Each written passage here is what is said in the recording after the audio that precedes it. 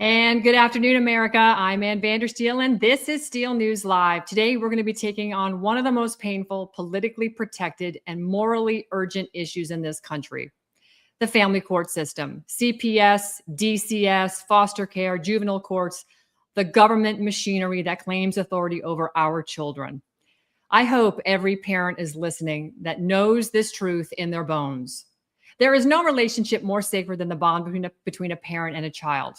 That comes before government agencies, before courts, before paperwork, because God doesn't make mistakes, and He gave mothers and fathers the duty to protect, nurture, guide, and defend their children. Yet, across this country, families are being torn apart by systems that operate behind doors, under sealed records, with enormous power and very little accountability. Parents are told to trust the process, but what happens when the process is the problem? What happens when a protective parent is punished? What happens when a child is removed without real due process? What happens when a family court judge can change the course of a child's life with a swipe of a pen? What happens when jury instructions, sealed records, ex parte orders, and agency testimony become tools that ordinary families can't fight? And what happens when the attorneys who challenge the system become targets themselves? Today, we're joined by two women who understand this fight from different sides of the battlefield. First up, Arizona Representative Rachel Keshel joins us to discuss her legislative work on DCS reform in Arizona, including the fight around HB 4004, protective parents, due process, and accountability inside the Department of Children and Safety. Then we will be joined by Connie Reguli, a former Tennessee family law attorney whose license was suspended, not disbarred, after years of fighting CPS abuse and family court corruption. Connie has argued publicly that what happened to her was not merely a disciplinary matter, but part of a broader pattern involving retaliation, criminal charges, jury discretion, jury instructions, ballot access, and clearly the weaponization of the legal system against those who expose corruption. Today, we're asking the questions that must be asked. Are federal and state child protection agencies still necessary in their current form? Are they protecting children, or are they protecting themselves? When children are removed from loving families without due process, when parents are financially and emotionally destroyed, when attorneys are punished for defending them, when judges operate behind closed doors, are we still looking at child protection, or are we looking at a form of government-sanctioned family destruction? This is not an easy conversation, but it's not supposed to be easy, because children just aren't file numbers. They're not court orders that mom and dad have to follow. Behind every sealed hearing is a family that may never be the same again. So we're not just going to expose the problem. I'm going to be talking and asking about what must be built in its place. How do we restore the due process? How do we protect children from real abuse while also protecting innocent families from state abuse? The central question today is very simple. Who protects the children? I'm going to flip over to a quick video right now because I want you guys to get a little bit of an understanding of just how critical this whole position is. Most people don't think about family courts as being unjust and being destructive, that there's a difference as far as in criminal courts versus family courts. Number one, you get due process, right? You don't have due process in a family court. It just doesn't exist. You have constitutional protections. You don't have constitutional protections in a family court. And you know, you can always appeal something. I guess maybe you can appeal it with a family court, but the reality is that when you appeal something, they're gonna say, well, we can't overrule the judge's discretion. It's a shame because I want to believe in the court system. I'm a person who wants to believe in the rule of law. I'm a person who wants to believe that justice is gonna be done. But I can't do it because I've seen it with my own eyes repeatedly. Okay, I'm going to cut right over to the most important part here. Rachel Keshel. This lady is absolutely fantastic. She's currently serving in the Arizona legislature and has become a voice for reform in the area of child welfare, family rights, and DCS accountability. In Arizona, CPS functions are handled through the Department of Child Safety, known as DCS. Representative Keshel has advanced legislation focused on how the agency responds to reports of abuse, how protective parents are treated, and how the state should act when the children are truly in danger. Her work comes at a time when families across the country are asking whether child welfare agencies are operating with enough transparency, due process, and accountability. Rachel, it is an honor to have you here. Thank you so much for joining. And as always, you truly are remarkable, because it's the first fresh beacon of light I've seen in this particular subject in the Arizona State Legislature since I've been following politics in Arizona. So thank you for the important work that you're doing. Yeah, well, thank you, Anne, for having me on. You know, the more that we can get the word out about this, the better. I do feel like the last couple of years here in Arizona, we've gotten a lot of really good momentum going. It has spread like wildfire nationwide. And as you said, here in Arizona, way back in the early 2000s, I believe, when we had Jan Brewer as our governor, she was talking about needing to completely just burn down DCS, which was CPS at the time, and redo it.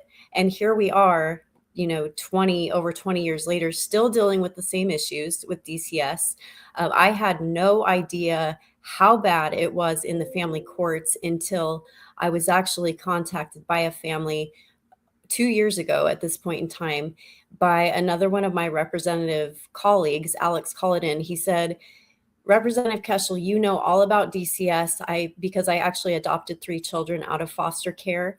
3 of my 5 kids were adopted from there. And he said, maybe you know how to deal with this. And I started talking to this family who was over $4 million that they had spent trying to fight to save their granddaughter. And I was floored by what they told me and the corruption that they were telling me that they had been through in the family courts. It was just very eye-opening. And I started to just kind of shake the beehive, so to speak, a little bit. I sent the judge on their daughter's case just a letter of inquiry. Well, it just really got things kind of heated in the family courts very quickly. I became enemy number 1 to them. And so I knew I was over the target. You know, I am not afraid to shake things up. That's what I got elected to do. I truly believe that. And I didn't know that God was going to use me to do so in the family courts, but talk about an institution that needs it. You know, family courts and DCS, a lot of it's very intertwined, same issues. We are just struggling to figure out these agencies that are supposed to be, especially DCS, protecting children. That's their job. Right. That is what they're called to do. And seeing that the absolute opposite is happening, it was just very important to me. Once I get set on something and realize how bad it is, I have just barreled forward. I have some really wonderful colleagues who have just come alongside me to help me in this fight. Representative Lisa Fink has been one. Representative Walt Blackman has really stepped in. Representative John Gillette has been an absolute bull in a china shop this year. Unfortunately, he's not running again, but I told him he better keep helping us from the outside, because we really just need to keep moving forward and keep the fight going. And I think a lot of parents that I've met who have become friends, many of them are just dear friends of mine now, they feel like for once, this is actually going to come to a conclusion of getting something done, instead of just politicians that like to tell you they'll do something and then they don't. Right. And I'm going to assume then that your husband is probably been one of your biggest advocates putting you forward out in all of this, because the two of you are an incredibly dynamic team in life in general. I know you support each other one way on one side or the other. With respect to the work in Arizona, though, when you first started looking into DCS system, and as being a parent who adopted 3 children yourself, was it this case you're talking about where the couple had $4 million in legal services and fees already that shocked you the most? Or was there something else that really just rocked you and you said, I've got to get more involved? Well, I mean, that is definitely shocking. A lot of these attorneys, and it's not all, you know, when I speak, it's not all of the attorneys, it's not all of the judges. Here in Arizona, we have a major issue with the therapist interventionists. They definitely have a racket going. There's a handful of the therapists that, I mean, they are just bankrupting families. I have met families who have had to sell their homes to pay legal fees. This is absolutely asinine to hear this from these families, and the courts and the attorneys and the officials of court appointed officials, they are just making money off of these people. And the saddest part, the kids are suffering the most. That's probably the most difficult thing that I've had to stomach in this because, like I said, I've met some of these kids. I have had parents reach out to me and tell me the judge that I have on my case continues to put my children in harm's way, to put them with an abusive parent. And to me, there's no logic to that. When you start looking into some of these cases, you can't comprehend why a judge would continue to put there was a case with 4 boys. She continued to put them with this abusive father who was strangling the children. I mean, he was neglecting the children, Mhm. starving the children. It was pure abuse. And it got to the point where Representative Lisa Fink and myself had to finally tell her, you take them to the hospital. There was a circumstance that had happened because the head judge, and they all cover for each other. It's really sickening.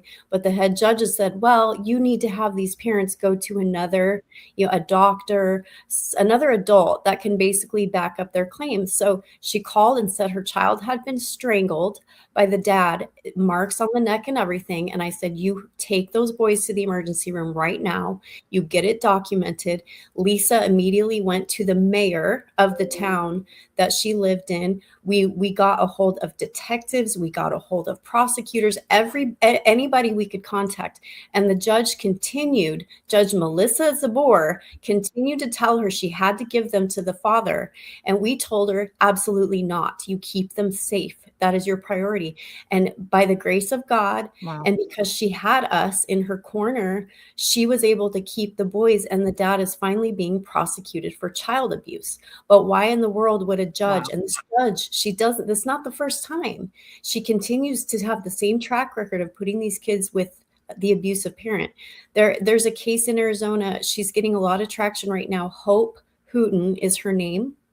She would be wonderful for you to have on her show, on your show. In 2024, she had 2 kiddos, Alec, 6 years old, Lydia, 4 years old. The dad had a lot of mental problems, mental illness. He was bipolar, potentially schizophrenic. He had checked himself in for treatment, so he was admittedly struggling with his mental health issues. She was begging Judge Michael Valenzuela to not give her soon-to-be ex-husband any unsupervised visitation. And the judge just continued to not listen to this mother crying from the rooftops, to not allow this, just let's make sure he's well before he has that unsupervised time with the kids. In May of 2024, the judge allowed him to take the 2 kiddos for an overnight unsupervised visit, and he shot and killed them, 6 and 4 years old, and then shot and killed himself. And that judge sealed the records. She finally, just with the help of an amazing family court attorney here in Arizona, she just got them unsealed. And she's out there just getting her story out, she is one of the strongest women I have ever known. She has relied on God to keep moving forward, because how do you do that after a circumstance like that? But this judge is still on the bench. He is still on the bench, and the courts continue to make excuses for him and her situation, even as it's becoming nationwide, worldwide news, or a story about her. It's unbelievable. So let's talk about HB 4004. What problem were you trying to solve with this legislation? So many of the pieces of legislation that I ran, regarding family courts and DCS, those actually came from the moms, the dads, the parents who have gone through this. This is the people's government. Sometimes we forget that the government does belong to the people. And so when I get these wonderful bills brought to me by the parents who know best, they have lived through the hell of DCS and family court. They know exactly what loopholes need fixed, what holes, period, need fixed. And so that was actually a bill brought to me by a mom who went through a just tragedy herself in the family courts many years ago. She was a domestic violence victim, and she finally got a good judge and a good attorney to help her get out of that and to protect her kids who were also being abused. So she's now a supervisor. Talk about infiltrating. She decided, I'm going to actually infiltrate the system that needs fixed and even get on the inside and figure out what more we can do. So she brought me a lot of the legislation I ran this year. I think she should run herself. She's amazing. Her name is Tanya. And she was the one behind that bill, because what's happening is DCS, when they get involved with these cases, a lot of times the safe parent calls DCS because the children are either divulging information of abuse that happened when they were with the other parent, or they come to the home with marks on their body, whatever the case might be. So the safe parent calls DCS, and DCS is like, well, I can't really do anything right now. They're with the safe parent. So the DCS is kind of, and it's the same with, we have noticed with law enforcement, when they try to get law enforcement involved, a lot of times these agencies are like, nope, domestic dispute, I want nothing to do with that. So they're just avoiding it. So these parents who are trying to protect their kids from more harm are just stuck having to follow a court order, give the kids back to the unsafe parent. And so I have tried to go to DCS and say, this isn't working. We have got to figure it out. I do think we're making some ground with DCS in Arizona. John Gillette, Representative Gillette, has been just integral for that. I mean, he has really put the pressure on the government committee, myself, John, Representative Walt Blackman, and Representative Lisa Fink. This was probably one of the best committees I've been on in the legislature, because everybody on that committee was ready to actually make some changes. Like I said, changes that are decades in the making here that usually just get shoved under the rug. So we're going to continue that next session. I'm in a pretty tough race, but Lisa Fink and Walt Blackman will absolutely be back. And I always tell people, even if I don't get reelected, I'm not done fighting. I can probably do more damage in a good way from the outside, because I don't have to mind my P's and Q's as much as citizen Rachel. So I'm not going anywhere. It doesn't matter what this election holds coming up. I will still be around fighting to help these parents. Like I said, many have become dear friends of mine. And I've seen the pain on their children's faces. I have 5 kids of my own. The mama bear in you comes out, and you want to just get this fixed, because this is unacceptable, what is happening to these families.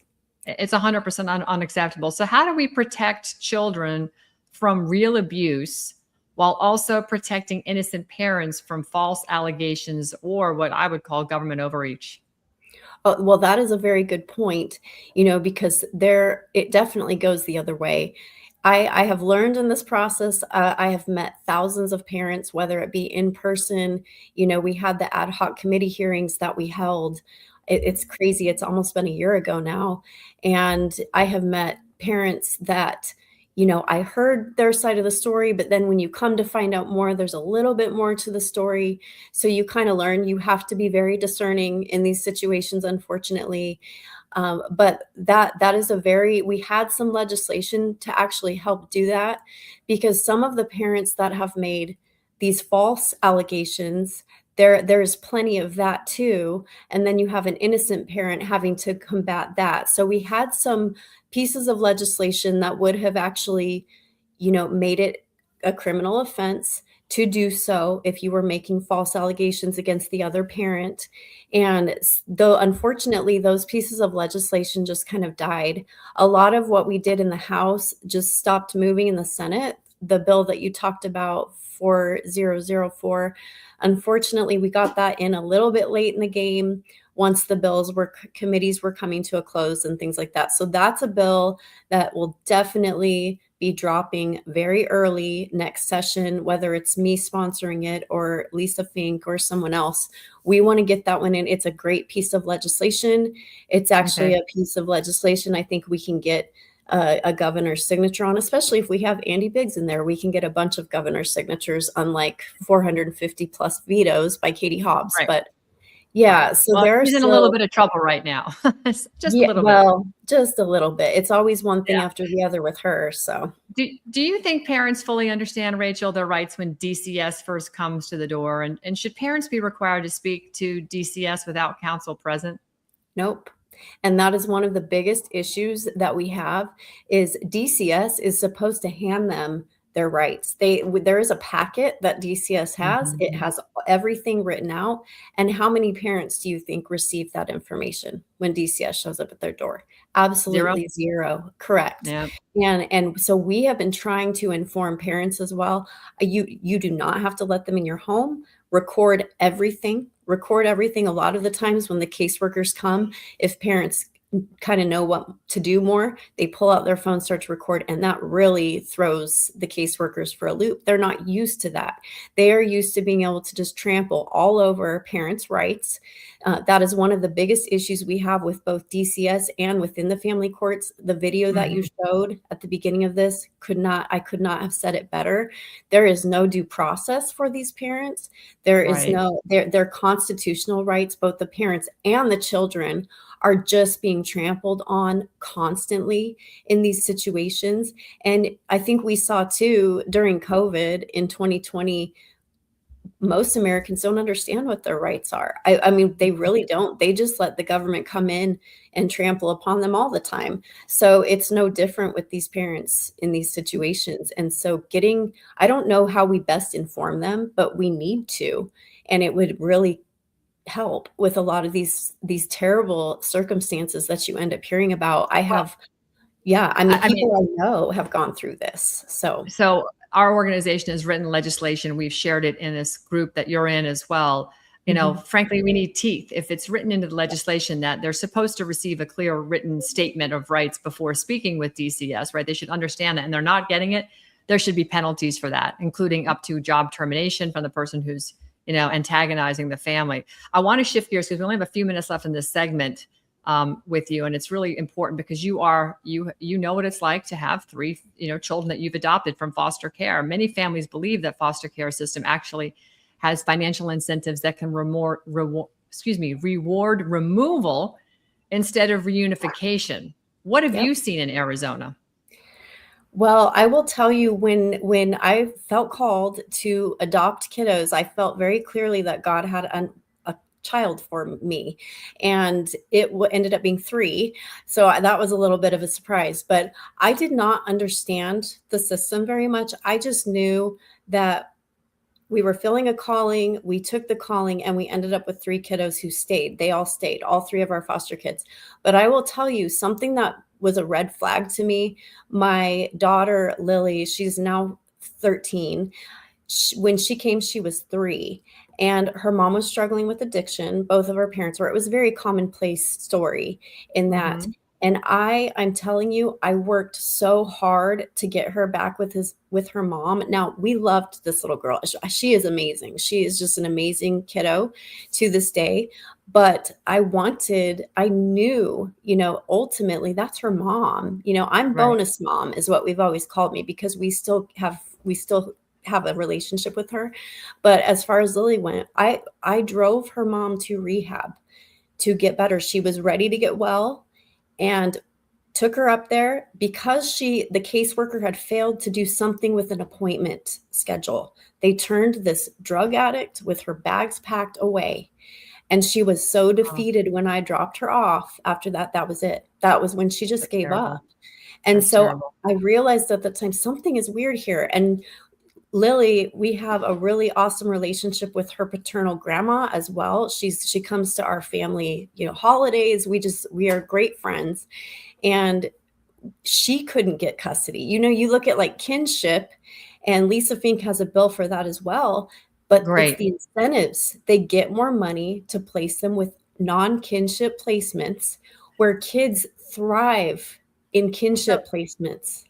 Right. So to my point, then, I mean, this is a little bit of a rhetorical question based on that statement, but should the state be required to exhaust safe family placement options before placing a child with a stranger? Absolutely. And that's the legislation that Lisa Fink has run now 2 sessions in a row. And I will tell you, there was a Republican that killed it. last session, who used to be a DCS caseworker. Interesting. You look at this, and that's because the legislators who have the lobbyists in their ear, whether it's the court lobbyists, which should be completely illegal. It is unethical to have one branch of government coming into our legislature, lobbying legislators against good court reform bills, but that happens. And then the lobbyists for DCS come in and get in people's ears as well. So Okay. those are the battles we have, but we know what they are now. We've tried to make it where the court lobbyists are not welcome in the House. Some of our Republican colleagues, oh, that's not very nice. So it's that squishy, too nice Republican stuff. But Right. I mean, we have to figure out how to make this where we can move forward and get good legislation passed to help these families and these kids. Should there be independent audits of DCS removals, placements, reunifications, or any adoption outcome? Oh, absolutely. And we've been looking into that. As far as DCS, John Gillette has really had the pressure on them. We were finding out that hospitals, specifically Phoenix Children's Hospital, was being incentivized to report abuse. So what was happening was, I met a young couple who had a child with the fragile bone syndrome, or whatever you call that disorder. And they lost both of their children because of those incentives, because the hospital, instead of really looking into this, really listening to the parents, doing extensive testing and things like that, they were getting close to $1,000 to just report abuse to DCS, and then DCS moves in, takes kids out of safe homes. We cannot be incentivizing that type of stuff. They need to be No. reporting abuse for the sake of the children, not In, money. in your opinion, are agencies like DCS fixable? Well, I mean, I think we just need a redo, honestly. I mean, this is not working. We've got to figure out how to start from square one. And if you're going to call yourself, Child Protective Services or the Division of Child Safety, you better be protecting kids. And that is not happening. The kids are coming in last all the time in this What would agency. what would a child welfare system look like if it were built around children, parents, due process, and the truth? Oh my goodness, it would be a totally different thing. It would be serving its proper purpose and serving the people and protecting the kids like it's supposed to do. What about reform? What should every state legislature in America be doing right now to investigate and reform these agencies? You have to start by calling them out, and you have to be relentless. When you shake it up in the legislature, I will tell you right now, you take a lot of slings and arrows. You cannot be spineless with this. They do try to scare you. They come after you in different ways. It has happened to me, but you have to continue moving forward. If they're doing that, that means you're over the target, as I said Right. before. So we just need more people. I really felt like, especially this last year, a lot of the momentum that we have in Arizona came from a group of legislators willing to step up and say, you do what you want to me, but we're going to get this fixed. And it was to Right. the point where we had the director of DCS in Arizona helping us and in the backgrounds and letting us know this is really what's going on. And what we came to find out that was very interesting, a lot of these agencies, Department of Economic Security, DCS, DHS, they've kind of made the system where they can all use each other as scapegoats, the way that some of their rules and regulations are working together. So we realized when we went to the director, she said, yeah, but my hands are tied because of DES does this, like the incentivizing the Right. hospitals. Oh, but then the hospitals say, but DHS doesn't allow me to do that. So it's almost like they've created this terrible, I don't know what hierarchy of these agencies where they can all throw each other under the bus and then nobody is accountable. And that's the biggest Yeah, problem, as you know, and a lot of what's going on right now in government, period. There's that's just right. no accountability. And the people are sick of it because that's always the excuse. Yeah. Well, Rachel, I certainly appreciate you coming on today, for the courage you have and for bringing this issue right into the belly of the beast in the legislative arena, because the protection of children, the rights of parents, This is not a partisan issue. This is fundamental and foundational to our right to life, liberty, the pursuit of happiness, and our God-given freedoms to be here on earth, walk around, breathe air, and raise our families. So I think you've done an amazing job of showing our audience what the legislative fight looks like. But we're going to move now into the courtroom and the legal system itself with our next guest. And if you want to stick around in the green room and watch it live, that's great. Or you can tune in on Rumble, YouTube, X, Facebook, LinkedIn. We're all over the place right now because this is such an important subject. We've got Connie Reguli, who has seen firsthand what can happen when attorneys and advocates challenge this machine. Thank you so much for being here. Thank you. Okay. Wow. Incredible. Just an incredible woman. What Representative Keshel just laid out is the legislative side of this fight, the policy, the statutes, the agency, the procedures, and the urgent, and you heard it, it needs an overhaul, urgent need for oversight and overhaul. But we got to move into the courtroom now, because for many families, the real trauma begins once a case enters the family court or juvenile court. This is where parents often say they lose their voice. This is where evidence goes poof into thin air. It just doesn't show up, or they don't allow it. This is where hearings are sealed. You don't get a jury of your peers. This is where attorneys are afraid to challenge judges, agencies, guardians ad litem, and court-appointed players. This is where children can be taken, placed, medicated, moved, adopted out, or alienated from their own families. And frankly, this is where the attorneys who challenge the system, like our own attorney at American Made Action, Christopher Burns, can become targets themselves. Our next guest knows this terrain intimately, and we'll be right back with Connie Reguli after this quick break. Food security or food sovereignty. Every time we buy food, we choose. Glyphosate exposure is exploding, and people are asking, why is food so expensive? This is why we do what we do. Organic fields, thriving orchards, the purest ingredients straight from the earth. From our farms to your family, we do the testing so you don't have to. You save time, you save money, and our regenerative farms continue to grow. It's time to remove what does not belong. Rebuild with cleaner inputs. Support the farmers with the future in mind. This isn't a trend. It's a shift. We still have a voice. We still have a choice to vote with our dollars for a healthier America today. Tap the link.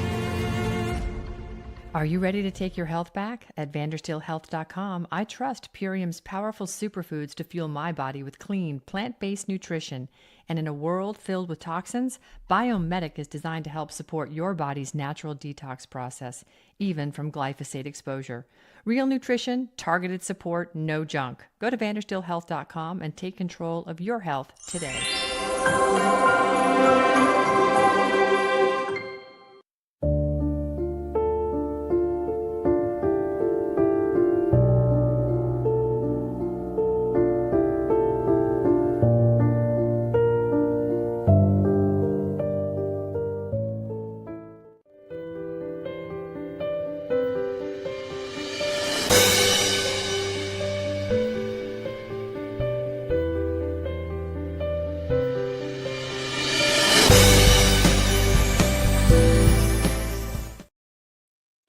And welcome back. Connie Reguli spent years as a family law attorney in Tennessee fighting for parents and children. She became one of the most outspoken critics of CPS overreach and family court corruption.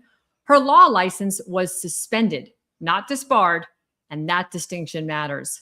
Connie has argued that suspension, criminal prosecution, and surrounding legal actions were part of a broader pattern of retaliation for exposing DCS and family court abuse. She has also raised serious questions and concerns about judicial discretion, jury instructions, ballot access, and whether the courts can effectively rewrite the rules after the fact. Connie Reguli,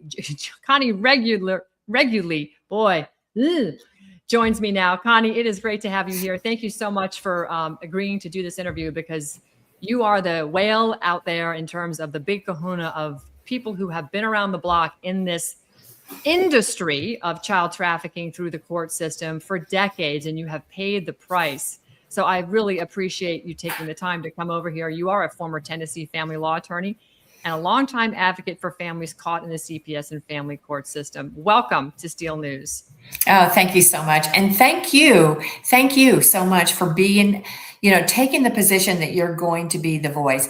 I'm almost embarrassed to say that I've been working on this for 30 years because you just feel like you are just treading water. You're in a swamp, you're in a sand pit, and you can't get past it. And I decided long ago that until the voice is loud and clear, until people are talking out loud every day, because I've seen it since 1997. So Thank you. And I listened to your last guest. She's right on target with everything. But let me tell you this, here is the word: children are hostages. The children are hostages. These children have done nothing wrong, and yet they're being held hostage, and everybody makes money off the child once you are holding it hostage.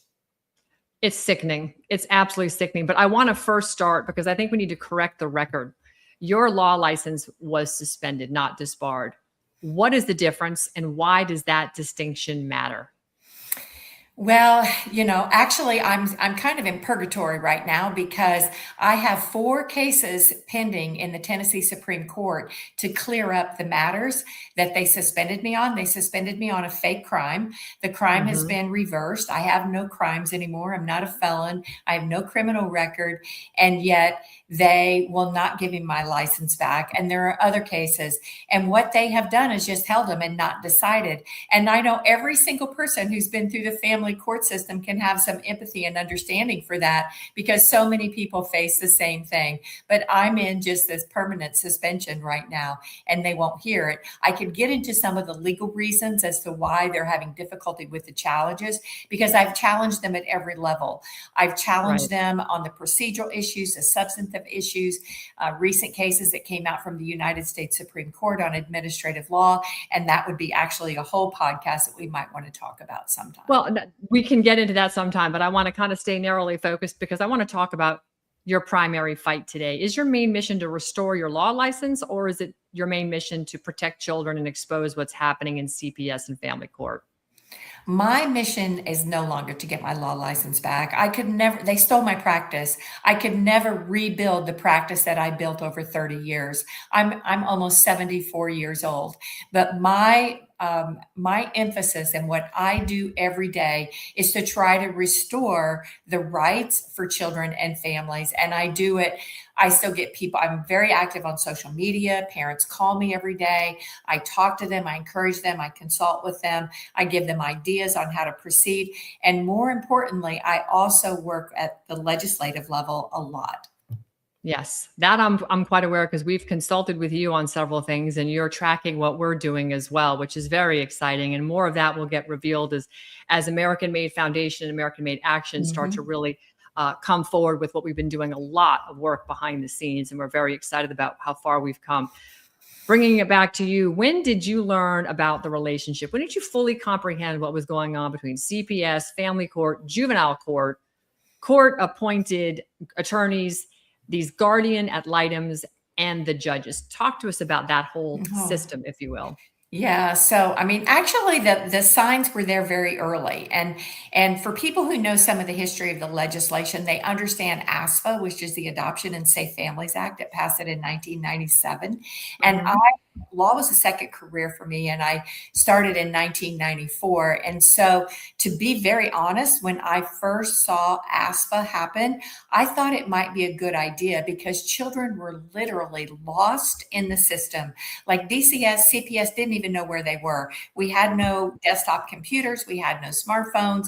They were file folders in somebody's desk drawer, and they didn't know where they were. I worked with families and I saw weird decisions. I saw decisions where they just weren't making good choices and decisions. So I knew pretty early on.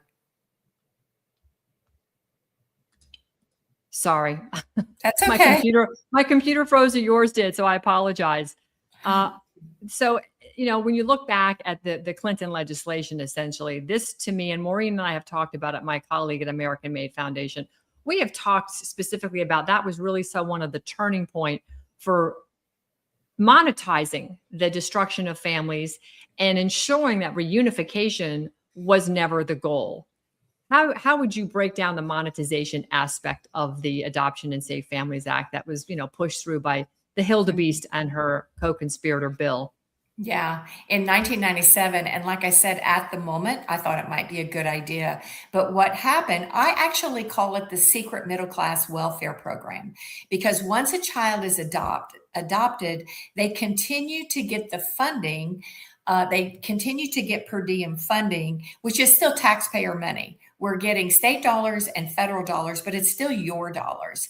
And so what has happened is they decided that it was more beneficial and more financially functional to move children from foster care to adoption instead of restoring the families or placing them with relatives. And that is what we've ended up with. And when they first did it, they had a income cap on it. So they would only do it for poor children. But in 2008, they removed the income cap. So every child who went into foster care was available for the adoption bonus money.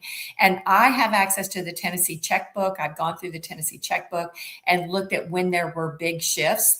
And you can see when it went from $3 million a month just for the state of Tennessee, which is still a lot, but it jumped all the way up to $12 million a month. So for the adoption bonus money, just for this state, which is, we're kind of an average state, so multiply that times 50 plus, we have this secret welfare program that is funding adoption instead of restoring and helping families.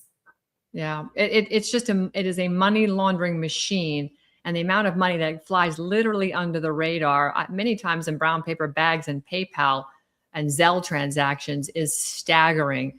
You wrote at one point that a judge can take your money, your children, your home, your freedom with a swipe of a pen. That is a really powerful statement. I mean, it's daunting when you think about that. How often does that happen in family court when a family is brought in under the concern or guise of a child is in harm's way? All the time. I mean, the judges have so much power. But here's an Do the interesting. families understand it though, Connie? I mean, do the families get that the judge have all the power in the courtroom? Most people who still walk in a courtroom who've never had an experience in the courtroom before believe that judges will be fair, impartial, and it will be a tribunal of justice. Most of them still believe that. And that's not what happens. But here's an interesting twist when it comes to I'm going to call it DCS, CPS. I'll just call it CPS because it's CPS everywhere. When a child is put in state's custody under CPS, they have total control. Once they get their hands on that kid through an ex parte order where there's no due process, they're in total control and they can flip that child to as many different homes and placements as they want. And this is something that is in such contrast to two parents who are fighting over custody. The judge can only award custody to one parent or the other. But when the judge puts the child in the custody of DCS, and I'll give you an example. We had an autistic 6-year-old child removed last year. In 100 days, he was in 20 different homes in 100 days for an autistic child. And I just got a phone call from another family. They have a 7-year-old African-American male child who was making A's in school, and they have flipped him to 8 different placements in 6 weeks. What does that do to a child? And DCS is in total control, and the judge can't do anything about it. So, I mean, those stories that are horrific. If a parent is listening to this and they hear that their a child is being moved that many times, parents know that a lot of times children have attachment disorders. When you leave just to go out to dinner and get a babysitter, they act up and they're crying and hysterical because they're so attached for whatever reasons, love or otherwise. When you move a child that much, the long-term outcome studies of these children raised like that, what does that look like for that child becoming an adult? Well, we know that attachment disorder is real now. I mean, we know that. And unfortunately, there have been some long-term studies of foster care. Unfortunately, there's not enough. But there are statistics out there to show that if you've been a foster child, you are more likely to be in prison. You're more likely to not have a job. You're more likely to not go to college. You're more likely to have your own children taken, as a matter of fact. Yeah. All the markers are bad. All the social markers are bad.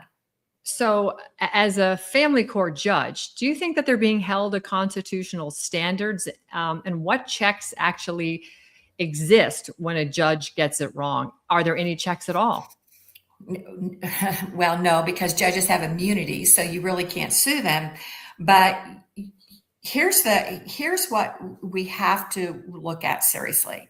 There's a leadership problem. Okay. There is a leadership problem. I was listening to your last guest talking about DCS, CPS working with them now, which she also said, she kind of said in the same breath that the CPS commissioner was also trying to give them feedback and resistance by saying, oh, not us, somebody else. There's a leadership problems and there's a money problem. So as long as we are funding the wrong thing, we're going to get the wrong results. So, and the judges there's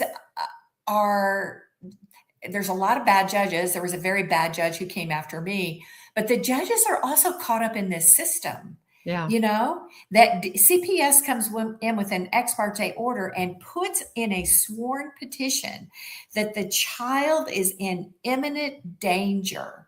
So what is a judge to do? What evidence? What evidence do they have in this sworn testimony? They have very little evidence. They have hearsay, but they put that in something and they tell this judge under sworn affidavit, this child's in imminent harm and imminent danger. So you have to kind of say to yourself, what is a judge to do? A very, very good judge would force them to give them some additional information. But a lot of judges are like, hey, what if I don't remove this child and something happens tonight? Right? Because they're just not conveying good information. So it really is the leadership of these agencies and then how it flows downstream all the way down to the caseworkers and the investigators as to how they are operating. All right. So let's use an example here. This was on your Facebook page. What happened here? I am so traumatized by this that I had a nightmare about that picture last night, and I'm still going to have more. I am looking for the biological mother. If anybody sees that in Clarksville, please find that biological mother. It was reported in the newspaper yesterday in an Amber Alert that a 3-year-old foster child was missing. And then the next thing we know, they're pulling him out of the attic. And my first question was, how did he get in the attic? This is a foster home. This is where the child is supposed to receive heightened protection. The trauma for that child to be put in an attic, left in an attic, and then be pulled out by law enforcement. My breath is taken away. I don't even know what to say anymore. Yeah, but I mean, that is a PG quote picture that we can put on the internet with this show and that I would present personally. There's far worse things that go on in foster care. And we've talked about this on various podcasts. In 2019, I'm sure you know where I'm going with this, Secretary of State Mike Pompeo in Trump administration 1, they published their Secretary of State yearly trafficking in persons report. And that report singularly focused in the United States on the foster care system as being the #1 place for child predators to target, to grab these children and do unspeakable things with them. So that little example that just broke yesterday, it was on your Facebook page, is mild in comparison to what's going on with these children. So walk us through, now that this child is found in this foster care home, what should the lawful response be in this situation? Again, I'm going to find that mother. I'm going to find her. I'm going to find out why that child was removed and why he wasn't safely placed with relatives. The fact that will a judge do anything? I don't know. There should be a special investigation, but you know what? The 2025 audit of CPS in Tennessee said that they did not complete their SIU investigations, which are their special investigative unit, which is to cover foster parents, teachers, anybody who has the care of children. Their history shows that they will do nothing. I have pictures in my possession worse than that in Tennessee foster care. I have a 10-year-old little girl in her underwear, locked in her room, crying out that she did not want to go to bed at 5 o'clock in the afternoon. I have a video of a gender confused little foster girl who is being wrestled to the floor by a foster father who is grinning about it. I have foster children who have bruises on them, and I can't put all of them out there because of the way I got those pictures. And Right. people are shut down and they're told they can't share anything because it's confidential. I just had a news story put out on Fox 17 News. I have a great relationship with a reporter here, and it was on young Matthew, who was the autistic child who was in 20 places in 100 days. The judge chewed her out when he found out it was on the news. I've had a news broadcast in Perry County. Perry County judge chewed out the parents when he found out he took their story to the news. I mean, these are the parents' real stories, and to put them in those positions is outrageous. So you're talking about getting chewed out, but are parents and attorneys like yourself being criminalized for resisting or challenging DCS orders, judges in the courtroom? What's happening here? Because like you said, parents walk in thinking there still is a real judicial system that's going to be fair. They're going to get a real fair tribunal. But there is no jury of your peers in family court. The juvenile system has sealed cases. And a lot of times parents are not allowed to present the exculpatory evidence, which would prove that they are not the felon, the judge and the DCS is making them out to be. So, I mean, how do we resist this? How do the parents get around from being criminalized? Well, and yeah, well, it's very, very difficult. I was criminalized because I stood Right. up and resisted an ex parte order that I felt like was not valid and was not. And I had contacted CPS and said, let me work with you in this investigation. We'll be happy to show up. You can see the child. You can talk to the mother. I just want her to have an attorney present. I left messages for everybody, and instead they went and got a secret ex parte order to take the child anyway, and I resisted. And, you know, and let me tell you something again about money in the court system. Let me tell you of an example. So this little child who is 7 years old, African-American male child, he was fine. His mother had an episode. She ended up in the hospital, but she is not a addict. She works. She has a home. She takes care of her child. And because she had to go to the hospital for just 24 hours, they took her child. He has been his level. What they do is they ramp up their levels. He is what is called a level 3 continuum. That is $273 a day. That is $8,000 a month for a level 3 continuum child. Every single month, that foster parent is making $8,000 tax-free money, gets free medical for the child. And the attorney, if the parent gets a court-appointed attorney in Tennessee, that attorney can only make $60 an hour and is capped out at $1,500. And so how much time do you believe that a court-appointed attorney is going to put into a case? Who's making the money on the child? And you also had, and I heard your prior guest talk about the therapist, they're in on it. They get money. All the additional services get money. They have transportation people for the children. They get money. The child is the hostage, and everybody can make money on the hostage.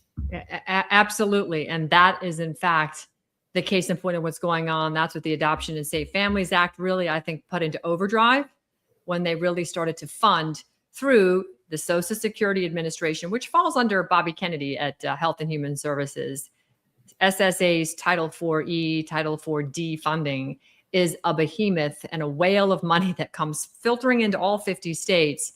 And you and I have talked about this. How do we reduce the amount of children that are wrongfully taken without true exigent circumstances and real well-documented harm? If you can't prove those things, there's no reason someone should come and take your child at all. The harm that if you've just documented is immense to the child when they're bounced around to all these different foster homes, or worse, stuffed in attics or trafficked for sex trafficking, et cetera. So, we've discussed, Connie, how do we reduce this? We know that on average, about 95% of the children in the system clearly didn't have a real valid reason to be in the system. And that money that's coming down from the federal government is fostering the development of making sure that system is full of children at all given times to fund all the parasitic organizations.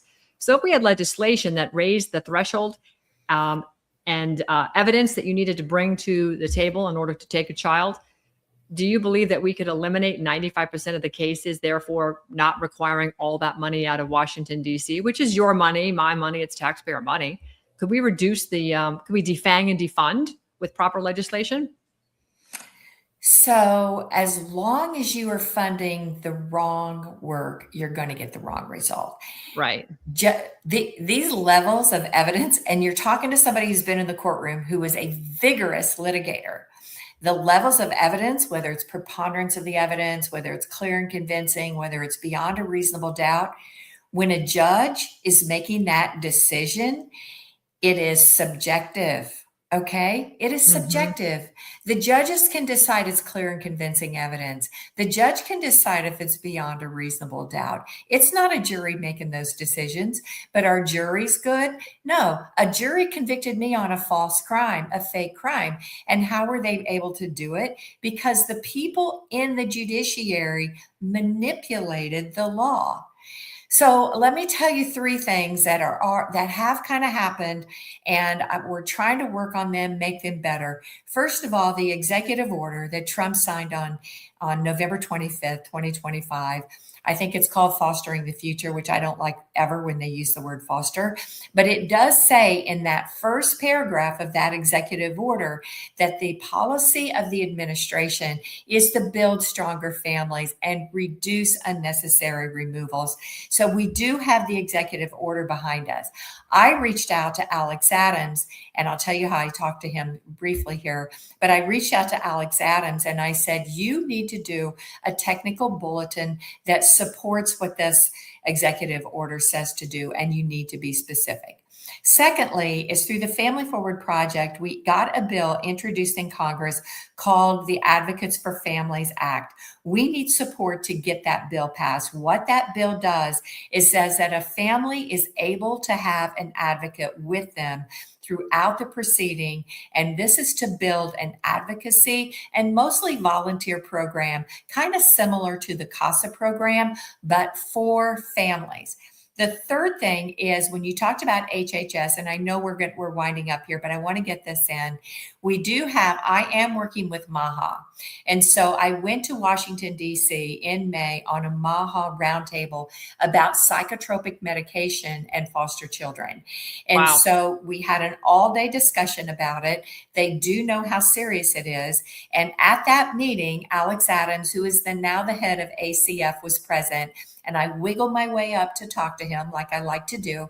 And I told him he needed to be very specific in an executive order and a technical guide on what the states needed to do. And he says, have you drafted it? And I said, yes. And I sent that to them. And I have begun that conversation. We have problems with the laws. We've got to look at what can we do with leadership. We have an executive order. We can get a technical bulletin. We can get it produced. We can get it enforced and promoted at the state level.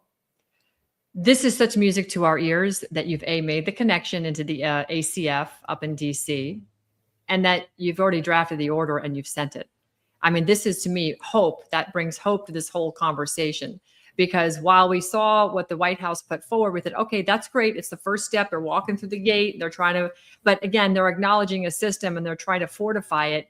And I guess the question that many of us have here is, are federal or state CPS agencies even needed at this point? Well, my theory is we need to bust it apart.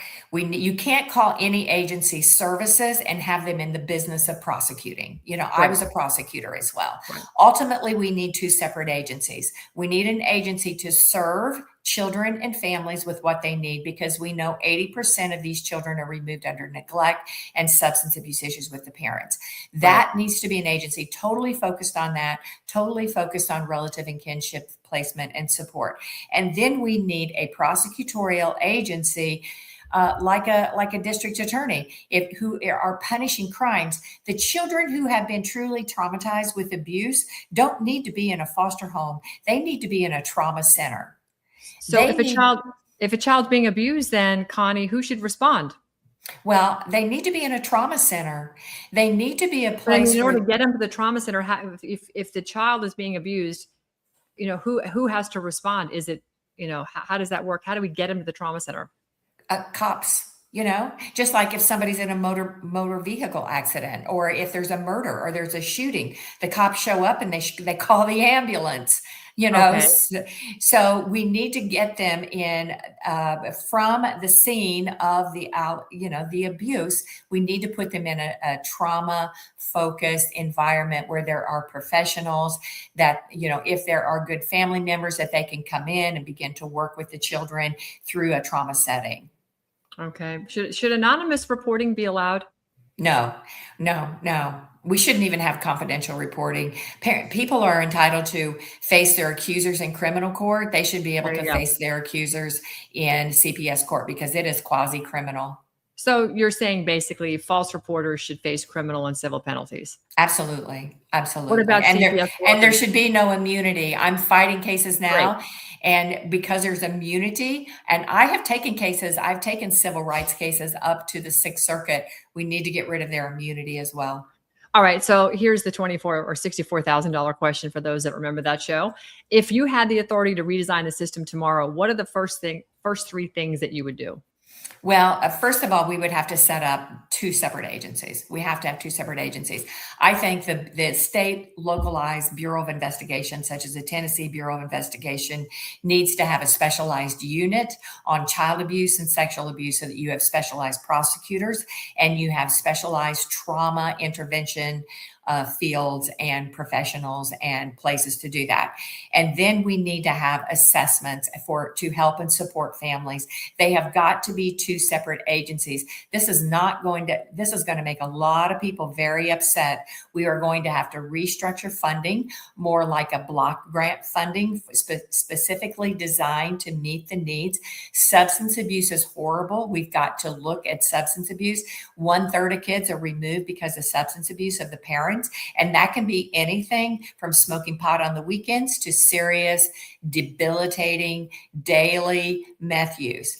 So we've got to have proper assessments, and we've got to build and support families and kinship.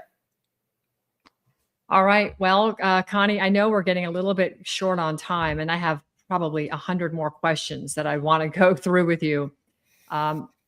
Your expertise, your knowledge base is pretty much, I would have to say, unmatched anywhere that I've seen on the internet, looking for experts, people who've been on both sides, and you are a rare find. So if you were going to eliminate financial incentives tied to removal, foster placement, and adoption, how would you redirect any funds, or would you really turn it back into the immediate families and then, of course, the immediate community, organizations, churches, and so on and so forth, to kind of rally around and pull this together? Because in my humble estimation in the past was we didn't have these agencies, and churches and family members were sort of the go-to points when families fell under distress, real distress, not the manufactured kind coming out of DCS. Yeah. Well, CAPTA has expired. The original CAPTA bill has expired, which is a great opportunity for us. They're continuing to fund it through what they call continued resolutions, but that happened in September 2023. They tried to reauthorize it, and I attribute the failure to reauthorize it to people like the Family Forward Project and other groups who've been talking to legislators and says, no, it's broken. It doesn't work. It doesn't work. So we have a great opportunity in front of us, but I think part of the funding is going to have to be in a block grant funding, much like TANF, temporary assistance to needy families.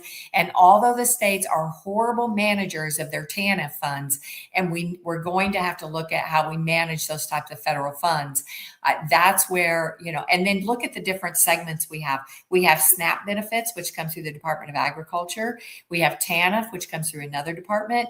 And then we have Title IV funds, which come through HHS. So somebody needs to globally look at how this system works, because it's all about restoring families and get families what they need. And children, what do children need? That's exactly right.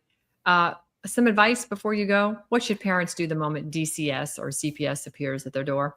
Yeah, so I was listening to your last guest too, and I differ with them just a little bit because if DCS comes to your door and you send them away immediately and say, go get a warrant, they will get a warrant and they will take your child. So I say, I do record, I do say record, record, document, document, ask names, ask for identification, ask who these people are, and then also cooperate with boundaries. And so if Mhm. DCS comes with your door and say, we have a referral, you say, okay, fine. I'm willing to work with you. I want to alleviate your concerns. My children are safe. So let's talk about it, right? Like, and they can say, look, I don't really want you in my home, but I will come and meet with you tomorrow at your office, right? Okay. Or I will call an attorney and we will call you back. So I say cooperate with boundaries. And we have done that in Tennessee with advocates, and it has shaken up the system.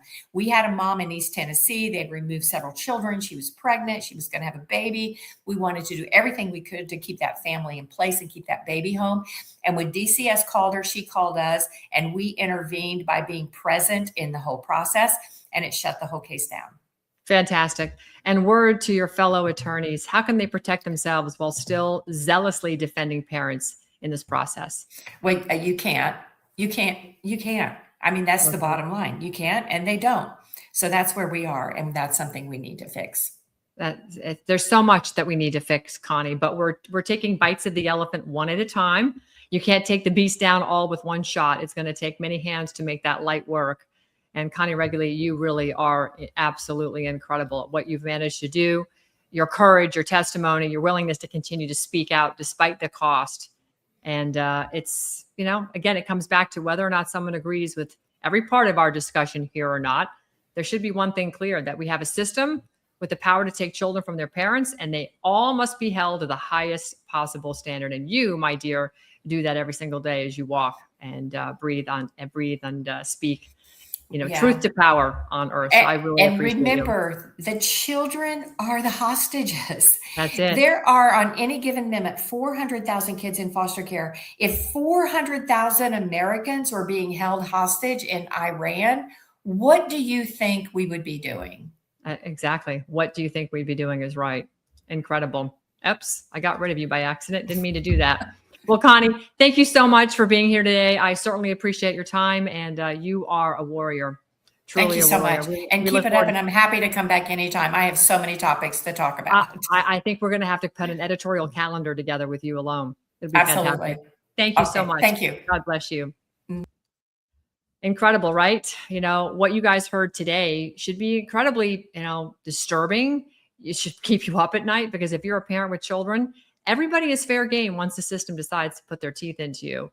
The state claims they have power to decide who your child belongs to. So yeah, every family's at risk.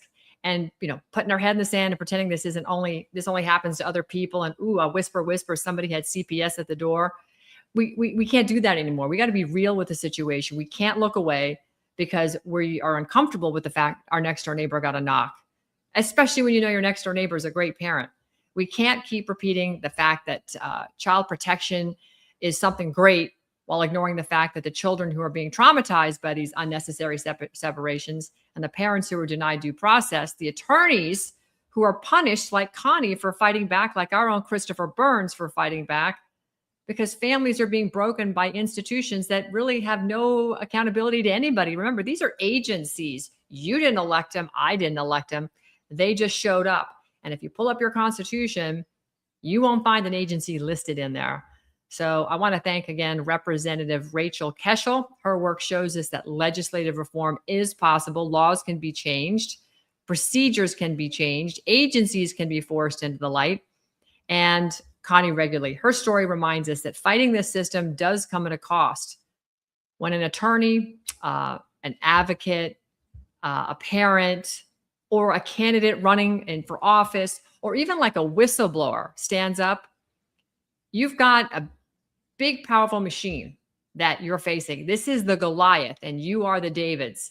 So remember, there's lots of costs, lots of victims, and lots of slings and arrows, but we stand up and we fight back because truth matters, and it still has a place in the courtroom. It's still about whether or not you as a parent have a fundamental right to raise your children. You don't get treated like cattle. And that's not how God intended. Our founding fathers saw clear to that. They immortalized it into a beautiful piece of parchment 250 years ago. So I hope you guys got a lot out of the show. And if you have further questions, the links to these incredible ladies are in the show notes on Rumble and YouTube. So you can go there and find them. We do stream this also on X, LinkedIn, Facebook as well. So I appreciate everybody tuning in today. I hope you guys have a fantastic rest of your Thursday.